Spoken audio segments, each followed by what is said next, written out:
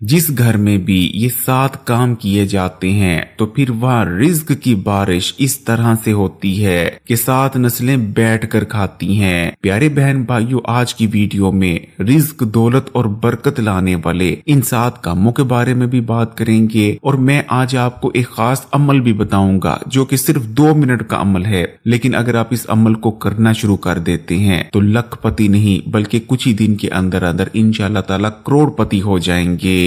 तो पहले उन 7 कामों की बात कर लेते हैं जिन्हें करने से घर में रिज्क और दौलत की बारिश होने लगती है। नंबर 1, जब भी रिज्क की तंगी का सामना हो, घर में दौलत और पैसा आना रुक जाए तो सदका देकर अल्लाह ताला से कारोबार कर लेना चाहिए। सदका देना न सिर्फ रिज्क के बंद दरवाजों को खोल देता है बल्कि किस्मत और तकदीर के जो बंद दरवाजे होते हैं उन्हें भी खोल देता है। इसीलिए बड़े बूढ़ों ने कहा है कि जब भी घर में रिज्क और दौलत आना रुक जाए तो सदका दो, इंशाअल्लाह ताला इतना रिज्क, इतनी दौलत मिलने लगती है कि कभी सोचा नहीं होता। नंबर 2, निकाह करना। आजकल आपने बहुत से लोगों को ये कहते सुना होगा, जैसे ही हमारा बेटा कारोबार सेट कर लेता है, किसी अच्छी नौकरी पर लग जाता है, पैसे कमाना शुरू कर देता है, हम उसका निकाह कर देंगे। लेकिन दूसरी तरफ हमें इस्लाम ये कहता है कि निकाह करो, अगर फकीर भी हो तो गनी बना दिए जाओगे। इसलिए अगर आपके घर में भी कोई ऐसा बच्चा है जो कि शादी के काबिल है लेकिन सिर्फ उसका निकाह इसलिए नहीं किया जा रहा कि वो अब तक काफी पैसे नहीं कमाता, तो उसका निकाह बेफिक्र होकर कर दें, क्योंकि जो कोई भी आपके घर में आएगी वो अपने साथ अपना रिज्क लेकर आएगी। ना सिर्फ वो अपना रिज्क लाएगी बल्कि उसके आने के बाद आपके घर में बरकत, रिज्क और दौलत भी आने लगेगी। नंबर 3, गरीब रिश्तेदार की मदद करना।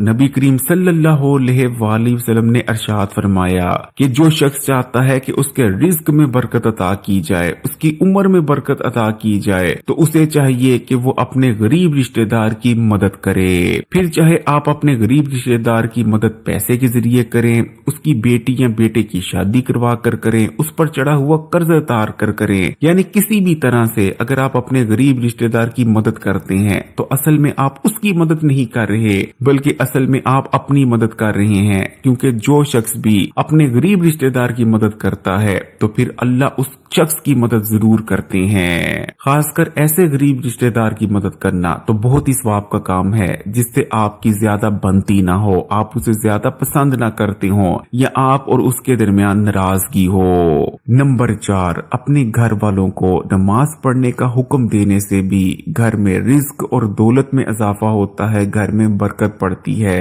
प्यारे बहन भाइयों, इस चीज को आजमा कर देख लें कि 95% लोग जो कि आपसे रिज्क की तंगी की शिकायत करते नजर आते हैं, वो कहते हैं कि उनके घर में दौलत और पैसा नहीं आते। उनमें से 95% लोग सुबह फजर की नमाज अदा नहीं करते। फजर की नमाज को रिज्क और बरकत वाली नमाज भी कहा जाता है, क्योंकि ये फजर की नमाज का वक्त ही होता है जब फरिश्ते लोगों में रिज्क तकसीम करते हैं। अब जो सुबह उठा होता है, फजर की नमाज अदा कर रहा होता है, उसको तो फरिश्ते रिज्क देकर चले जाते हैं, लेकिन जिस घर में लोग सोए होते हैं, कोई फजर की नमाज अदा नहीं कर रहा होता, तो फरिश्ते उस घर का रिज्क अपने साथ वापस ले जाते हैं। इसलिए अगर आप दौलतमंद होना चाहते हैं, आप चाहते हैं कि घर में रिज्क, दौलत, पैसा आए, तो फजर की नमाज अदा करना, हर नमाज अदा करें लेकिन फजर की नमाज अदा करना अपना मामूल बना लें। नंबर 5, अपने से कमजोर लोगों के साथ हुस्न सलूक करना। जो शख्स अपने से कमजोर और कमतर लोगों के साथ हुस्न सलूक से पेश आता है तो फिर अल्लाह ताला भी उस शख्स के साथ रहम के मामलात करते हैं। इसलिए प्यारे बहन भाइयों, अगर आप पर रिज्क की तंगी आई है या किसी भी और आप मसले और परेशानी में मुब्तला है तो इस चीज को अपना मामूल बना लें कि जिंदगी में हमेशा अपने से कमतर और कमजोर लोगों के साथ हुस्न सलूक से पेश आना शुरू कर दें। फिर देखें अल्लाह ताला आपके हर मामले में किस तरह से आसानियां पैदा कर देगा। इतनी आपके लिए आसानियां जिंदगी में पैदा हो जाएंगी कि आप खुद भी हैरान रह जाएंगे। नंबर 6, तालिब इल्म की मदद करना।